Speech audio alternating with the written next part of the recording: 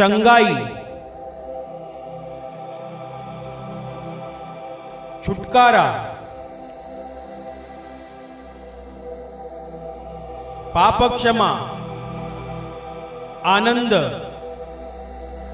शांति, अनंत जीवन, यह ऐलान मसीह के क्रूस का, वह क्रूस जो गए 2000 वर्ष से पापी और कमजोर इंसान के लिए सामर्थ बन चुका है।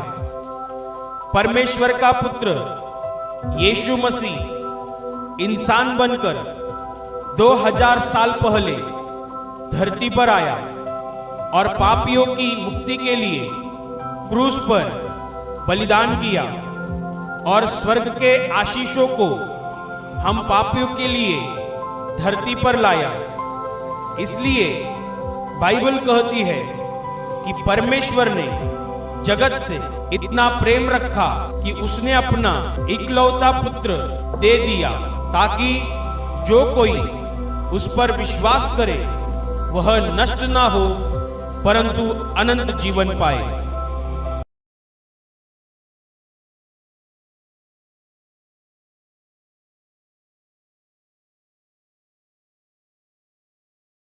लूका का सुसमाचार अध्याय 13 वचन 22 से लेकर 24 तक मैं पढ़ रही हूं, ध्यान देकर सुनो।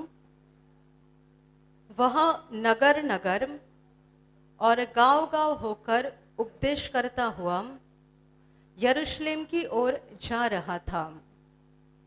तो किसी ने उससे पूछा, हे प्रभु, क्या उद्धार पाने वाले थोड़े हैं?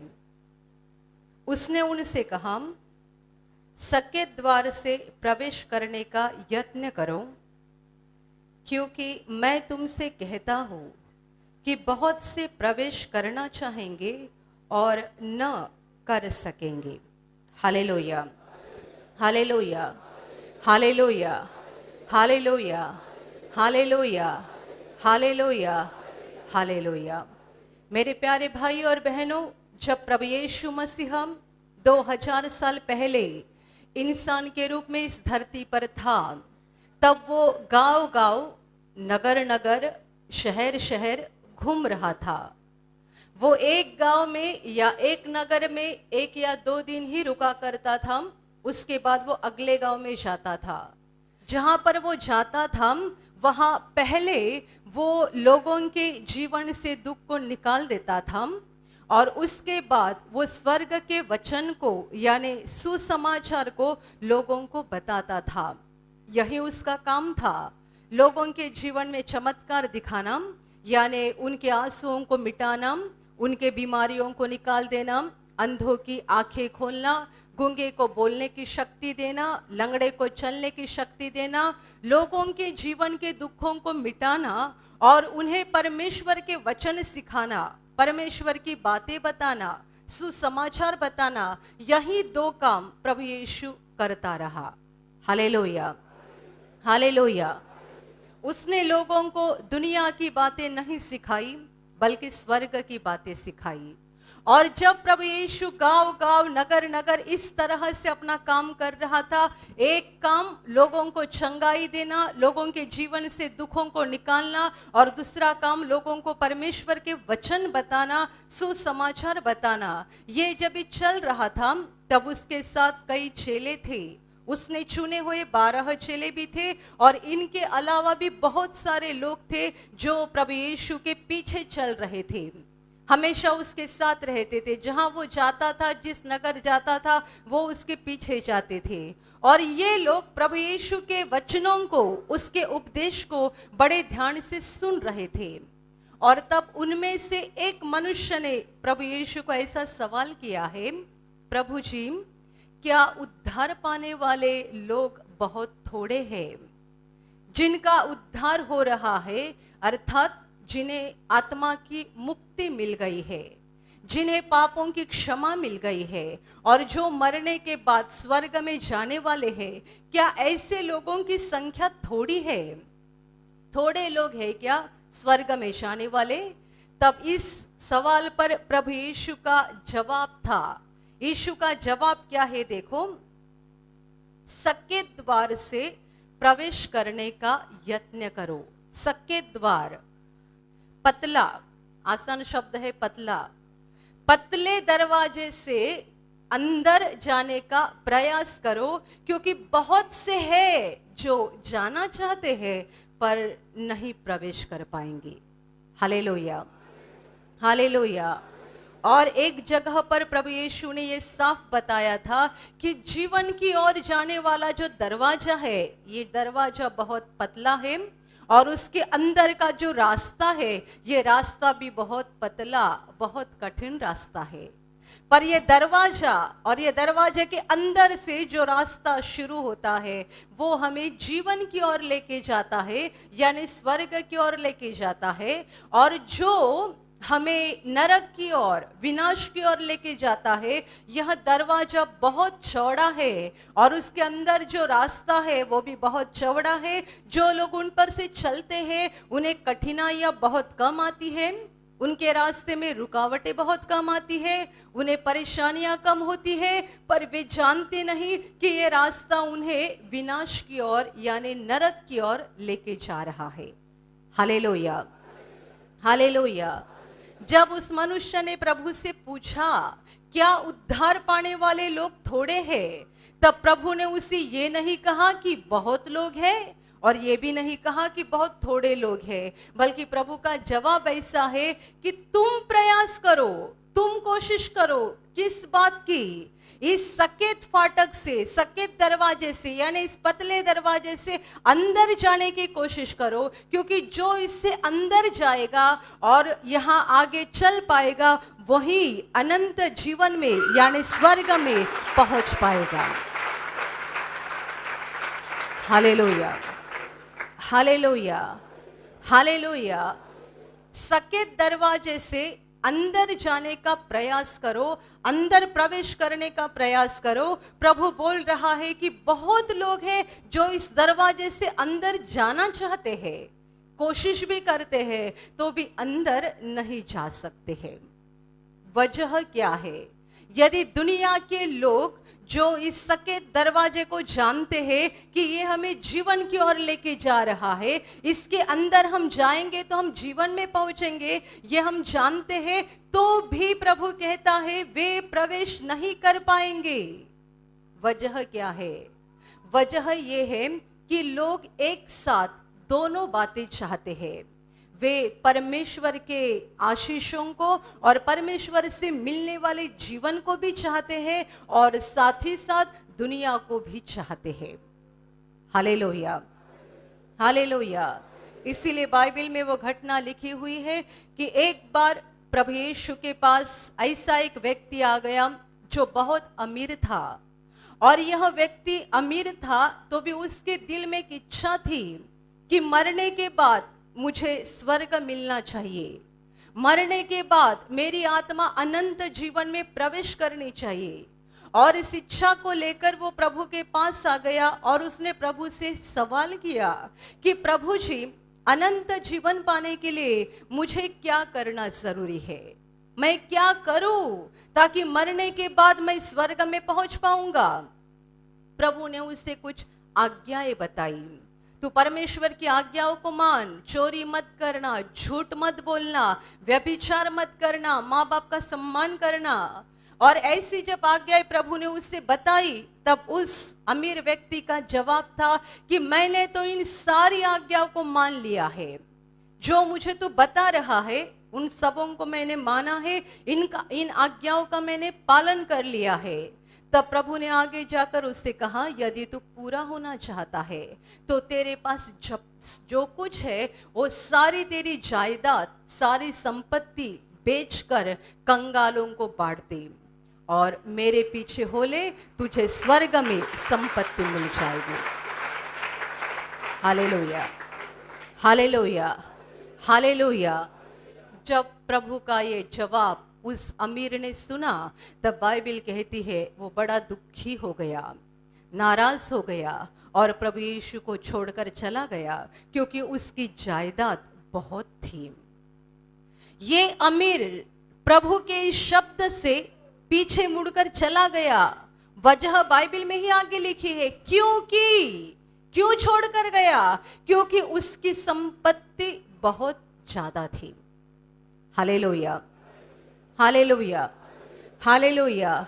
यही तो वजह है कि लोग स्वर्ग में जाना चाहते हैं तो भी नहीं जा सकते हैं, क्योंकि दुनिया के लोग एक साथ दोनों बातें चाहते हैं। वे परमेश्वर की बातों को भी अपने जीवन में चाहते हैं और दुनिया की बातों को भी चाहते हैं। पर जैसा कि प्रभु यीशु ने कहा है, कोई भी मनुष्य एक साथ दो धनियों की सेवा नहीं कर सकता है। दो स्वामियों की सेवा करना किसी मनुष्य के लिए मुमकिन नहीं है। यदि कोई दो स्वामी की सेवा करने लगेगा तो किसी एक से बहुत ज्यादा प्यार करेगा और दूसरे से नफरत करेगा। प्रभु कहता है कि तुम परमेश्वर और धन दोनों की सेवा एक साथ नहीं कर सकते हैं। Hallelujah, hallelujah. आज दुनिया में धन मनुष्य का ईश्वर बन गया है। लोग बोलते तो जरूर है कि हमें सृष्टिकर्ता के ऊपर भरोसा है, पर बिल्कुल गहराई से देखा जाए तो मनुष्य का सच्चा ईश्वर संपत्ति है, पैसा है, धन है। लोग धन को अपना ईश्वर बनाकर रखे हैं। क्यों? उसी पर निर्भर रहते हैं, उसी की पूजा करते हैं। लोग धन को अपने अलमारी में बहुत संभाल कर रखते हैं और धन पाने के लिए दिन रात उसी के पीछे पड़े रहते हैं। आप कुछ भी दुनिया का पाप ले लो, उनमें से बहुत सारे पाप संपत्ति और जायदाद के लिए किए गए होते हैं। क्या चाहिए? भाई भाई से नफरत करता है, वजह क्या? भाई का हिस्सा चाहिए। बहन बहन से नफरत करती है, वजह क्या? उसका हिस्सा चाहिए। एक दूसरे से नफरत, एक दूसरे से दुश्मनी, आगे जाकर एक दूसरे की हत्या भी करना, ये सब क्यों हो रहा है? हमें और पैसा चाहिए और धन पाना है। ये भी मुझे मिलना चाहिए, वो भी मुझे मिलना चाहिए, ये मेरे पास होना चाहिए, वो मेरे पास होना चाहिए। मैं बहुत अमीर बनना चाहता हूँ, मैं बहुत अमीर बनना चाहती हूँ। इसीलिए प्रभु ने साफ कह दिया है कि दो स्वामी है। धन भी मनुष्य का स्वामी है और दुनिया के लोग एक तो उस सच्चे स्वामी से प्यार कर सकते हैं और जो सच्चे स्वामी से प्यार नहीं करता है वो धन से प्यार करता है। Hallelujah, hallelujah, hallelujah, hallelujah. मेरे प्यारे भाई और बहनों, हम दुनिया में देख रहे हैं ये जिंदगी बहुत कठिन बनते जा रही है, बहुत कठिन। इसीलिए प्रभु ने कहा कि सक्रे दरवाजे से, ये जो सकेत फाटक है, पतला दरवाजा, उससे अंदर जाने की कोशिश करो, क्योंकि ऐसे बहुत लोग हैं जो अंदर जाना चाहते हैं पर नहीं जा सकते हैं। तो बाकी लोग कहाँ जा रहे हैं? चौड़े दरवाजे से अंदर जा रहे हैं, वो चौड़े रास्ते से चल रहे हैं। जो रास्ता हमें विनाश की ओर लेके जाता है वह रास्ता बहुत सरल, बहुत अच्छा, आसान और चौड़ा है। उसके ऊपर से चलना बहुत आसान बात है। और जिसे प्रभु में बने रहना है, प्रभु में आगे बढ़ना है, प्रभु में चलते रहना है और मरने के बाद स्वर्ग में जाना है, उसके लिए रास्ता बहुत पतला है, बहुत कठिन है। उसे बहुत सारे कठिनाइयों का सामना करना पड़ता है। Hallelujah, hallelujah, hallelujah. समझो, यहाँ पर एक भाई है जिसे एक 10 साल से शराब की आदत थी। बहुत कोशिश की, शराब छोड़ नहीं पाए। यहाँ प्रार्थना में आ गए, परमेश्वर का अनुग्रह हो गया, शराब की आदत छूट गई। अभी इस मनुष्य के लिए कठिन बात क्या है? दोबारा जाकर शराब पीना ये कठिन बात है या शराब से हमेशा के लिए दूर रहना ये कठिन बात है? शराब से दूर रहना ये उसके लिए बहुत कठिन बात है। वापस जाकर शराब पीना कोई भी कठिन बात नहीं है।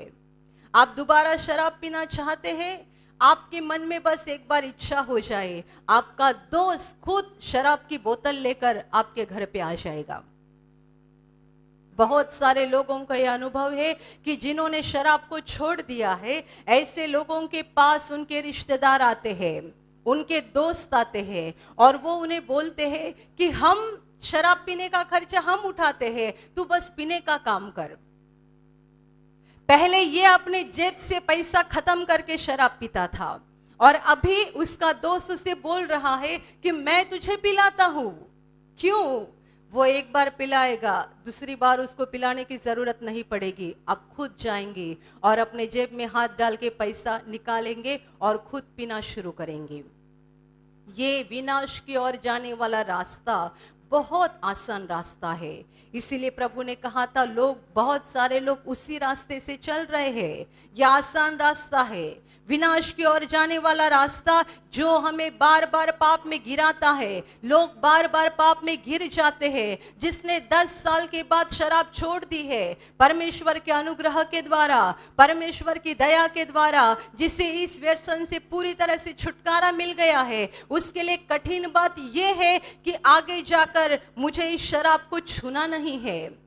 मैंने मेरे पिछले जीवन में जो भी गलतियां की है, पिछले जीवन में जो भी पाप किए हैं, मुझे आगे जाकर नहीं करना है। पर यदि उसने मन में ऐसा फैसला किया है तो उसे जरूर मेहनत करनी पड़ेगी। इसलिए प्रभु इस शब्द का इस्तेमाल कर रहा है, यत्न करो, प्रयास करो, कोशिश करो। बिना कोशिश कोई भी जीवन के रास्ते पर से आगे नहीं बढ़ सकता है। Hallelujah, hallelujah. आप यहाँ हर शुक्रवार आते हैं, चाहे कितना भी कड़क धूप हो, चाहे कितना भी बड़ा बारिश हो, कुछ भी हो जाए, आप दूर दूर से यहाँ पर आते हैं। पैसा खर्चा करके, अपना समय गवाकर आप यहाँ पर आते हैं। ये जो आप प्रभु के पास आने के लिए कोशिश करते हैं, ये कोशिश यानी आप जीवन को पाने के लिए कर रही कोशिश है। प्रभु यही चाहता है। आप आ रहे हैं, प्रभु के पास आ रहे हैं, कितना भी धूप हो, कितनी भी बारिश हो, कुछ भी हो जाए, आप प्रभु के वचनों को सुनने के लिए आ रहे हैं। इसका मतलब आप जीवन को पाने के लिए कोशिश कर रहे हैं। और बहुत सारे लोग ऐसे भी होते हैं जो कहते हैं, मुझे शराब का व्यसन था, मैं मुक्त हो गया, मैंने वहां मंच पर जाकर गवाही भी दी है, अभी हर सप्ताह जाने की कोई जरूरत नहीं, जैसा मुझे समय मिलेगा वैसा मैं जाऊंगा।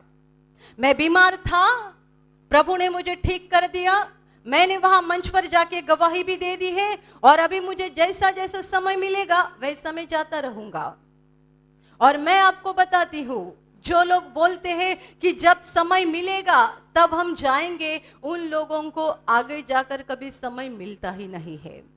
आपको समय मिला इसीलिए आप नहीं आए हैं, आप समय निकालकर यहां परमेश्वर के पास आए हैं। Hallelujah, hallelujah. आप समय निकाल कर आए हैं कि आपके पास कोई काम धंधा नहीं है, कि आप खाली बैठे थे कि चलो आज कुछ काम नहीं है, ऐसे ही खाली बैठे, उससे अच्छा हम प्रार्थना में जाते हैं। आप समय को निकाल कर यहाँ आए हैं उस जीवन के रास्ते की ओर जाने के लिए, आगे बढ़ने के लिए, उस महान जीवन को पाने के लिए। यीशु बोल रहा है कि हमें कोशिश करना जरूरी है। कोशिश, ये जीवन का रास्ता उतना आसान नहीं है कि कोई हमें पीछे से धकेल दे और हम आगे बढ़ जाए। आप ट्रेन में जब भी चढ़ते हैं तभी कितने बार कुछ कोशिश करने की जरूरत नहीं पड़ती, पीछे से लोग धक्का देकर हमें अंदर लेके जाते हैं। उतरना है तो भी कुछ करने की जरूरत नहीं पड़ती है, लोग पीछे से धक्का देकर हमको उतार देते हैं। ये विनाश के रास्ते की यही हालत है। वहां इतनी सारी भीड़ है ना कि लोग आगे बढ़ रहे हैं, आगे बढ़ रहे हैं। जैसे कि बंबई की ट्रेन में लोग अपने आप अंदर जाते हैं, अपने आप नीचे उतर आते हैं, कुछ करना नहीं पड़ता है। इस ट्रेन में जितनी भीड़ है ना, उतनी ही विनाश के रास्ते के ऊपर भीड़ है, बहुत भीड़ है। लोग अपने आप आगे जा रहे हैं, अपने आप, कुछ करना नहीं पड़ता है, पीछे से उनको धकेला जा रहा है। कौन धकेल रहा है? तुम्हारा दुश्मन और हमारा दुश्मन, परमेश्वर का दुश्मन शैतान, वो धकेल रहा है। वो दिखाई नहीं देता है। शैतान यदि हमारे सामने दिखाई दिया तो हम सावधान हो जाएंगे, पर वो दिखाई नहीं देता है। वो इंसान के अंदर जाता है और इंसान से इंसान के द्वारा बात करता है। हम सोचते हैं ये मेरा दोस्त है, हम सोचते ये हमारे रिश्तेदार है, हम सोचते हमारा चाचा है, ये हमारा मामा है, ये हमारी मौसी है। बाहर से वो मौसी दिख रही है, मामा दिख रहा है, चाचा दिख रहा है, दोस्त दिख रहा है, बाहर से दिख रहा है, पर उसके अंदर कौन है? शैतान, जो आपको विनाश की ओर लेके जाना चाहता है। जिसने शराब छोड़ दिया है, उसके पास जब भी उसका दोस्त आकर बोलता है कि चल मैं तेरा खर्चा करता हूं, मैं तुझे शराब देता हूं, वो तेरा दोस्त नहीं है, वो आपका दोस्त नहीं है, उसके अंदर से शैतान बोल रहा है। Hallelujah, hallelujah, hallelujah.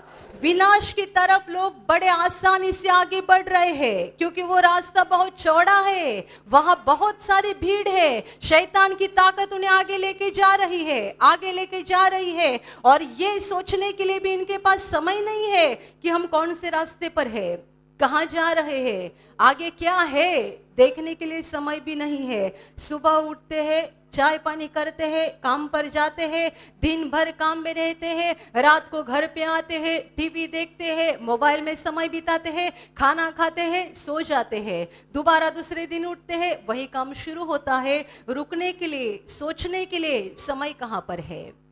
मैं कौन हूँ? मुझे किसने बनाया है? क्यों बनाया है? क्यों मुझे धरती पर भेजा गया है? मुझे परमेश्वर ने क्यों भेजा है? क्या मकसद है उसका? क्या मैं दिन भर काम करते रहूं और यही पसीना बहा बहा कर एक दिन मैं मर जाऊं? क्या यही परमेश्वर की इच्छा है? मैं मर भी जाऊंगा, मरने के बाद क्या? क्या सब कुछ खत्म हो जाएगा?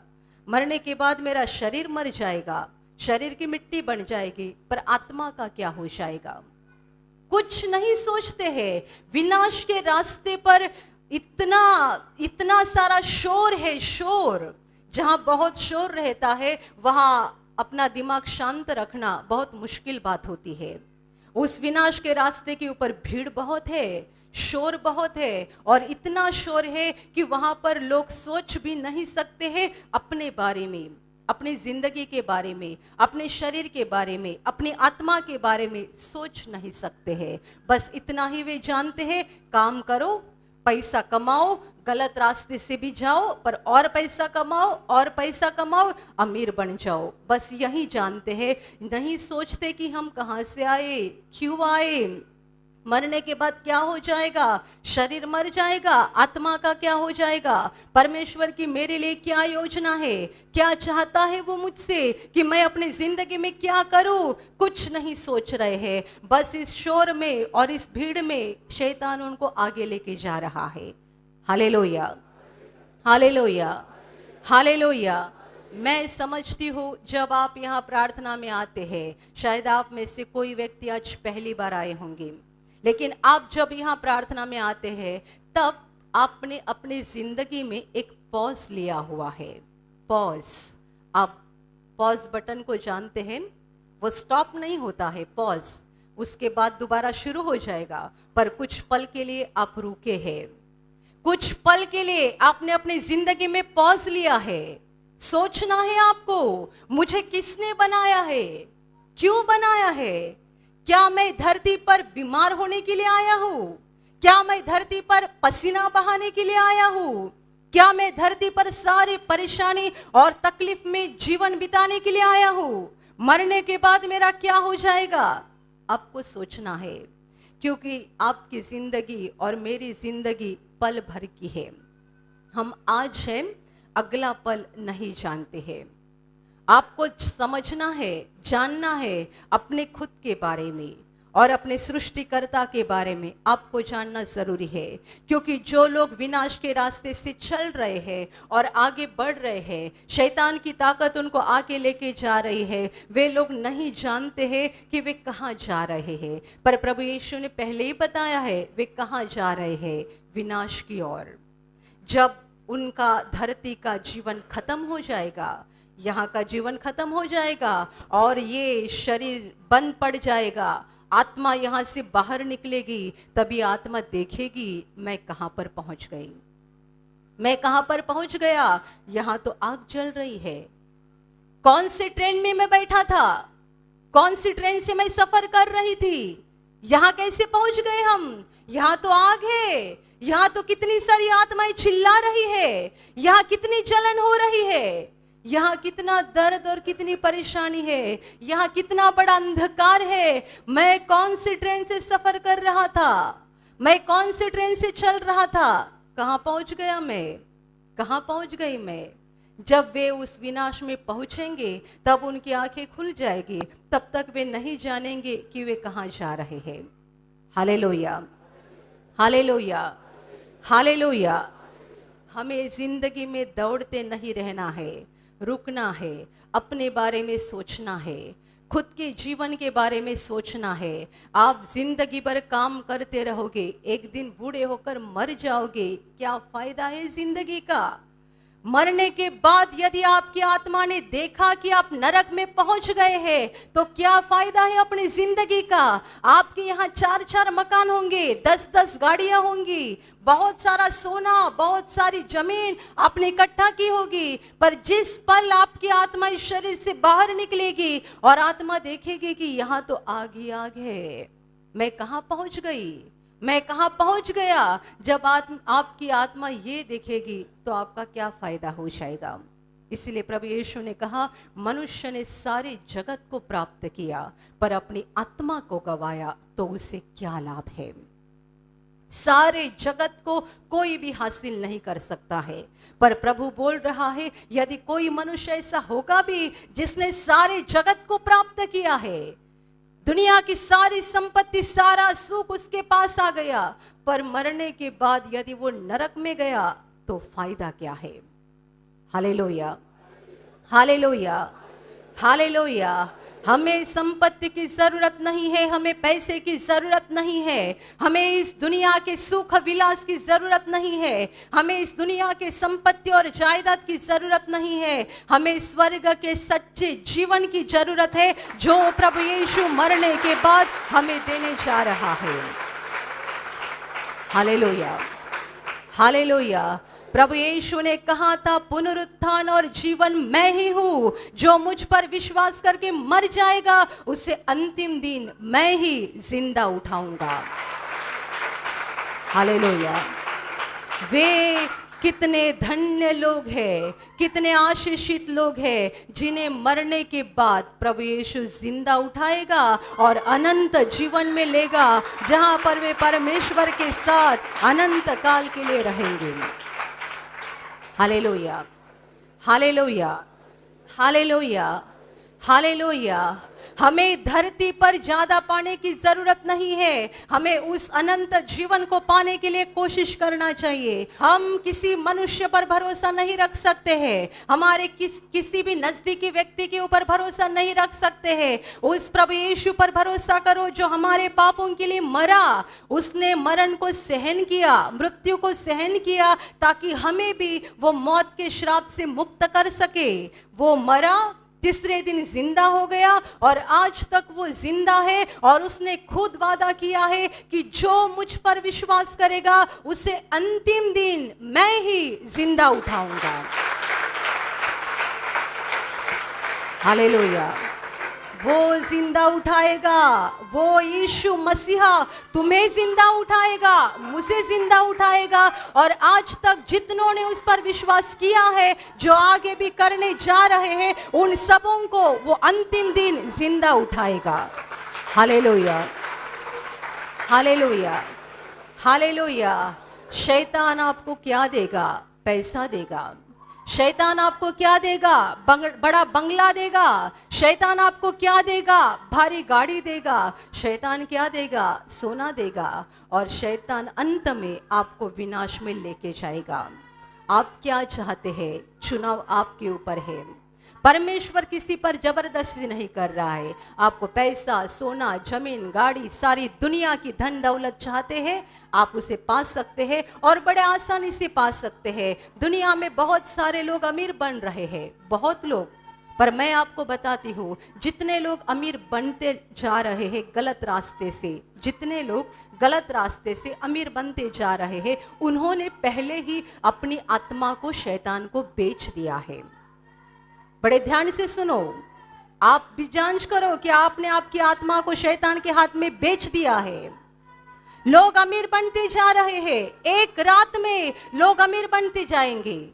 एक महीने के अंदर व्यक्ति अमीर बन जाता है। कैसा अमीर बन जाता है? शैतान प्रभु यीशु को एक ऊंचे जगह पर लेके गया और उसने प्रभु यीशु को कहा, दुनिया का सारा वैभव दिखाया और उससे कहा, ये सब मुझे दिया गया है और जिससे मैं चाहता हूं उसे मैं दे देता हूं। बोलने वाला कौन था? शैतान। वो यीशु को बोल रहा है, दुनिया का सारा वैभव, सारी धन दौलत वो यीशु को दिखा रहा है और वो यीशु को बोल रहा है, ये सब मुझे दिया गया है और जिसे मैं चाहता हूं उसे मैं दे देता हूं।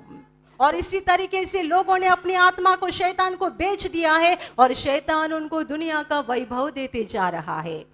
आप भी पाओगे, आप शैतान की बातों को मानना शुरू करो, बहुत बड़े पैमाने में दुनिया की संपत्ति पाओगे। सावधान हो जाओ, आत्मा की आंखों को खोलो। हमारा राजा शैतान नहीं होना चाहिए, प्रभु यीशु होना चाहिए। Hallelujah, hallelujah, hallelujah, hallelujah. सक्के दरवाजे से अंदर प्रवेश करो और ये पतले रास्ते से चलना शुरू कर दो। कठिन रास्ता है, कठिनाई आ जाएगी, परेशानी आ जाएगी, पर जब आप इस रास्ते से आगे बढ़ते जाएंगे, शैतान आपके ऊपर हमला करेगा, आपको पीछे मुड़ाने के लिए वो कोशिश करेगा, पर ये कभी मत भूलना कि ये सारे समय में परमेश्वर आपका साथ देगा। शैतान आपको दुख देगा, सताएगा, परमेश्वर आपका साथ देगा। मेरे प्यारे भाई और बहनों, परमेश्वर तो चाहता है कि हर व्यक्ति का उद्धार हो जाए, हर मनुष्य को मुक्ति मिल जाए, हर मनुष्य की आत्मा स्वर्ग में पहुंचे। ये परमेश्वर की इच्छा है, पर बहुत सारे लोग परमेश्वर की इच्छा को ठुकरा रहे हैं और शैतान का हाथ पकड़कर नरक की ओर बढ़ रहे हैं। परमेश्वर ने हमसे इतना प्रेम किया है कि हमें बचाने के लिए उसने अपने पुत्र को यानी प्रभु यीशु को धरती पर भेजा। हमारे पापों का बोझ अपने ऊपर लेकर प्रभु यीशु ने क्रूस पर अपना बलिदान कर दिया, ताकि उस पर विश्वास करने के द्वारा हमें पापों की क्षमा मिल जाएगी। हम सब पापी है, पर हमारे पापों का बोझ प्रभु ने लिया है, हमारे पापों की सजा प्रभु यीशु ने ली है। जब हम उसके पास आते हैं, उसके सामने नम्र बन जाते हैं, हमारे पापों को कबूल करके पश्चाताप करते हैं, तब प्रभु यीशु के लहू के द्वारा हमारे पापों को मिटाया जाता है, खत्म किया जाता है। और यीशु के लहू के द्वारा, यीशु के लहू के द्वारा जो आत्मा शुद्ध बन चुकी है, धर्मी बन चुकी है, उसके लिए स्वर्ग का दरवाजा खोला जाता है। Hallelujah, hallelujah, hallelujah. और प्रभु यीशु ने भी कहा था, मैं दरवाजा हूँ। वो स्वर्ग का दरवाजा है और यहाँ पर वो बोल रहा है, सक्के दरवाजे से अंदर जाओ, प्रभु यीशु पर विश्वास करो, उसे अपने दिल में प्रभु और उद्धारकर्ता के रूप में ग्रहण करो। वो आपका प्रभु है, यानी वो आपका मालिक है। शायद आज तक शैतान आपका मालिक होगा, पर आज शैतान का अधिकार निकाल दो। वो आपका, उससे आपका प्रभु बनाओ, उसे मालिक बनाओ। वो आपका मुक्तिदाता है, वो आपको पापों से मुक्ति देगा, बचाएगा। और इस विश्वास के रास्ते से आगे बढ़ते चलो, क्योंकि यही रास्ता हमें जीवन की ओर यानी अनंत जीवन में लेके जाता है। हालेलुया। और अभी मैं आपके लिए प्रार्थना करने जा रही हूँ। आपके शरीर के जिस भाग पर बीमारी है, पूरे विश्वास के साथ वहाँ पर हाथ रखो, और यदि वहाँ हाथ नहीं रख सकते हैं तो अपने सीने पे हाथ रखो। पूरा विश्वास करो कि प्रभु यीशु अभी आपको छूकर ठीक करेगा। प्रभु यीशु अभी आपको छूकर आपके जीवन में अद्भुत काम करेगा। आपके शरीर में से हर बीमारी प्रभु यीशु के पवित्र नाम से इसी क्षण निकल जाए। आपके जीवन का सारा दुख प्रभु यीशु के नाम से इसी क्षण निकल जाए। आपके जीवन में काम करने वाली सारी अंधकार की शक्ति प्रभु यीशु के नाम से आपके जीवन से निकल जाए। सारे शैतान के बंधन आपके जीवन से टूट जाए। हर दुष्टात्मा को प्रभु यीशु के नाम से मैं आज्ञा दे रही हूं, इसी क्षण इन्हें छोड़कर निकल जाओ और वापस उनमें नहीं आना। आपका जीवन परमेश्वर के आशीषों से भर जाए। स्वर्ग की शांति और स्वर्ग की खुशी पवित्र आत्मा आपके दिल में भर दे। आमीन।